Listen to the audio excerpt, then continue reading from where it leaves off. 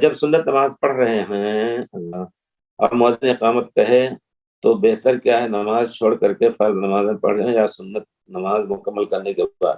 دیکھیے علماء کا کہنا ہے کہ اگر آپ قاعدہ میں ہیں، اقامت ہو رہی ہے، تو آپ مختصر طور پر تحیات اور الصلاۃ علی نبی کے بغیر نہ اٹھیں، سلام پھیر لیں، اور باقی دعائیں جو لمبی کرتے ہوں گے اس کے بعد جو سنت ہے وہ نہ کریں۔ اور اگر خطرہ ہے کہ آپ اگر کوئی رکعت کو پوری کرنے لگیں گے، 2 رکعت، ایک دوسری رکعت، تو آپ کے کی فرض نماز جو امام کے پیچھے پڑھنی ہے وہ 1 رکعت چلی جائے گی، تو جائز ہی نہیں ہے اس وقت نماز میں استمرار۔ آپ جس طرح السلام علیکم اللہ اکبر کہہ کے داخل ہوئے تھے، کھڑے کھڑے السلام علیکم ورحمۃ اللہ کر کے، السلام علیکم ورحمۃ اللہ کر کے، اور پھر جماعت میں شامل ہو جائیں، یہ ہے انشاءاللہ صحیح مسئلہ۔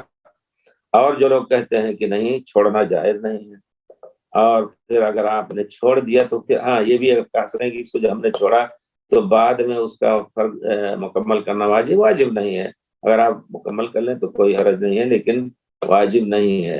اور دوسرے مذہب کے لوگ کہتے ہیں کہ نہیں، چھوڑنا بھی جائز نہیں ہے۔ اللہ تعالیٰ کہتے ہیں لا تبطلوا اعمالکم، اپنے عمل کو باطل نہ کرو، لیکن پیر رسول کی سنت اذا اقیمت الصلاۃ فلا صلاۃ الا المکتوبہ، جب صلاۃ فرض کھڑی ہو جائے، اس کی اقامت ہو جائے، تو اس فرض نماز کے علاوہ اور کوئی نماز نہیں ہے۔ اس کو کہاں ہم اسے پس ڈال کر کے کیا کریں گے؟